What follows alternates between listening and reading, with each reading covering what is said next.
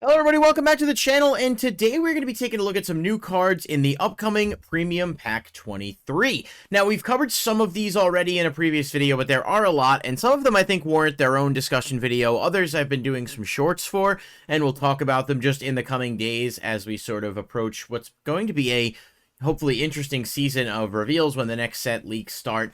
But we're going to jump into Premium Pack 23 and take a look at the insect support today. There are 4 cards that I've seen so far that seem to be pretty interesting, at least in conjunction with the Traptrix structure deck coming out. So let's take a look at these insect monsters and see whether or not they're any good.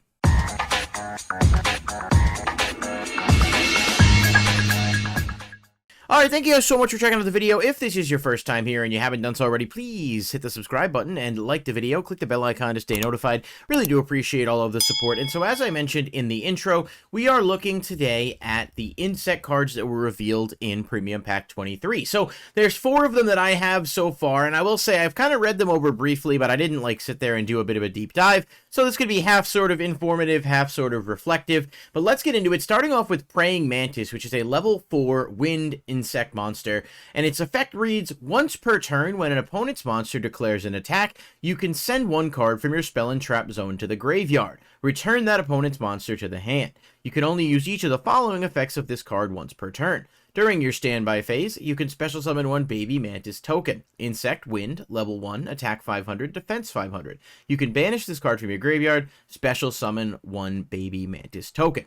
So there's a few things going on here, and I'll be honest, that first effect is almost never really going to be something you're looking to use or very useful. Battle-reliant effects are very few and far between nowadays, and when they are, they usually have to be stronger than this, not a sending a spell and trap card from your field to the grave to bounce a monster. Just more often than not, that's not going to be practical. But the standby phase effect to summon a Mantis token is interesting. It's just, you'd really have to find a way to summon this during your opponent's end phase or something to maximize that. What I do kind of like, though, is the banishing from grave to special a Baby Mantis token. That's kind of interesting, because if you can mill this, and we know there's a lot of insect cards that do mill, things like Goki Pull for one that comes to mind, but just in general, it's not hard to get things in grave. You could banish this and get a token out without having to use your normal summon, so I like it from an extension perspective, but I don't know if it would be a card that you'd really want to invest much time into or deck space, especially in a lot of insect-based decks where there's already challenges to make some significant plays. So if anything, that last effect is going to be what I think people go for, but overall it's underwhelming and kind of feels like pack filler-ish.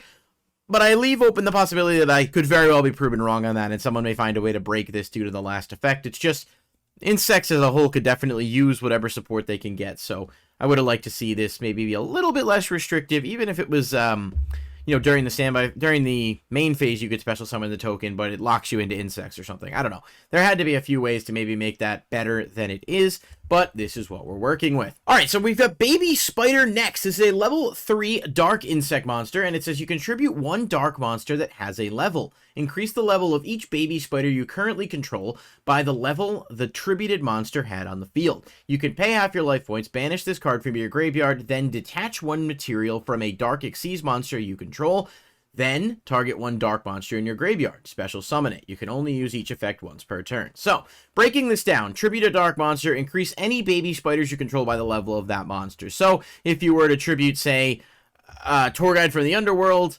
all of your baby spiders would gain 3 levels and become level 6. If you were to tribute something else, you understand how that works. So I guess there's some level modulation tactics you can use to like have different Xyz plays. I know insect Xyz as a whole, I looked before this video, there's not that many of them, but generally speaking, you can go into all kinds of different things. My concern is that a lot of the other insects that modify levels sort of lock you into insects, so you really have to think about whether or not that's going to work. But I will say the other abilities here are kind of interesting. Pay half your life points, detach a material from a dark Xyz, then revive any dark monster from your graveyard. No level restriction, no nothing. So that revival's actually pretty good, especially because there's a lot of dark monsters that definitely benefit from revival, and there's plenty of dark Xyz monsters that you could make work, although should be worth noting, no dark insect Xyz monsters currently exist outside of Insector Exostag, which is a neat card for whatever it's worth, but it's not really something that you're going to want to go into all that often. So this card feels like it has a lot of things going for it on paper, but I don't really see in practice how all of that's going to work. At least not as far as the tributing monsters to boost levels. Like, is it really worth it to sack a monster to give something else level boosts? I don't know. That's in 2022 Yu-Gi-Oh! That feels like a lot to commit. But the last effect, again, banishing from grave, reviving, decent-ish, and I could maybe see some scenarios where it works, but I think we'll have to kind of see how it works in practice first. And then we've got Fissioning Mother Spider. This is a level 5 dark insect, and it says if you control no monsters, you can special summon this card from your hand. So a free extender. It doesn't even care if your opponent controls anything, so that's kind of neat. You contribute this card. You cannot special summon monsters from the extra deck for the rest of this turn except Xyz monsters. Also, special summon up to 3 baby spider from your hand and or deck, and if you do, their levels become 5. Also, they cannot be used as material for an Xyz summon except the summon of a dark monster. You can only use this effect of Fissioning Mother Spider once per turn. So I guess that does make Baby Spider a little bit better right off the bat. You have the ability to summon 3 of these from the deck off of Fissioning Mother Spider, and because Mother Spider can special itself for free, this isn't super hard to pull off, and when you summon it, you then have 3 copies of this, and they all have an increased level, so they're all level 5, which means you can make a level 5 Xyz right away, or if you have 3 baby spiders, you can tribute 1, and then boost the others up to 10, and then you can make a rank 10, which I guess is actually not a terrible play option. However, when it comes to rank 10 dark monsters, there are not many options at all that you can feasibly use. There's number XX Infinity Dark Utopic, which is bad-ish, I guess. I don't think it's very good at all. Raid Raptor Ultimate Falcon, but that needs 3 level 10 wing beasts, so that one's not really going to work. And then, you know, the only other dark ones that really come to mind are Ravenous Tarantula, which is number 35. That needs 2 level 10 monsters, and it does sort of give you a buff between the difference of your life points and your opponent's, so I guess maybe they're going for plays there where you're like, pay half your life points, and then Ravenous Tarantula comes out and you can do a lot of damage, so I see where some combos exist for sure, but your selection of monsters to Xyz into with that, you know, specific combo line is really limited by restricting it to dark. So these 2 cards in conjunction, though, are definitely not terrible. I do think Mother Spider existing makes the other one better, and let's not forget, if you do tribute off your 3rd baby spider and then later on want to use the effect to, you know, detach something and revive, you can sort of see where combo loops come into play, but you're then locked into Xyz still for the rest of the turn due to the restrictions placed on you by Fissioning Mother Spider. So I don't know, this feels interesting, like I want to see what people might come up with, but I think as a whole, it's a cool combo line, and it just may suffer from the fact that there's not a lot of good targets, especially as far as dark Xyz that, you know, you can make using 5 or 10. And lastly, we've got Guard Mantis, which is a level 4 wind insect monster, and it says you can pay 1,000 life points. Special summon this card from your hand in defense position, and if you do, while it is face up in the monster zone, you cannot special summon monsters except insects. During your opponent's turn, quick effect, you can target one insect monster you control. Change its battle position. You can only use this effect of Guard Mantis once per turn.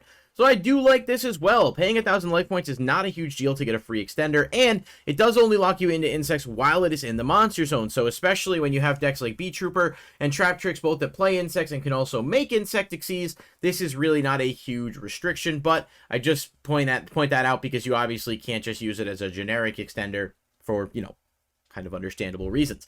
Now, that other effect doesn't seem all that important, but it is important to notice that it does trigger cards like Cicada King and some of the digital bugs, which is kind of interesting. I don't know. I feel like there's some cool application there. If this had been a level 3, it would have had some really good synergy with digital bugs, just because a lot of them are level 3 already, and you do the 3-5-7 combo line with those. But I actually think this is a decent card as a whole. It doesn't move the needle for insects in like a crazy capacity or anything, but I like it, and I think this may be a pretty solid piece of support, especially for decks like Beetrooper and or Traptrix, again, because, like I said, it is a level 4. They have plenty of rank 4s. It's not tough to pull off, so I do think this one is a win in my book. Okay, so that's going to do it with the cards that we've talked about today for Premium Pack 23. What do you guys think of these insect cards? Do you think there's any real potential for them? It's very much possible that I missed plenty of combo lines or Xyz and things to talk about that might have been blatant, so feel free to let me know in the comments what you think, and I'll reply as soon as I can, because I do think there's some really interesting stuff to potentially come out of this from a rogue perspective, but none of these seem meta-defining. Of course, I've been wrong before, I'll be wrong again, but for now, I'll catch you in the next one. Peace.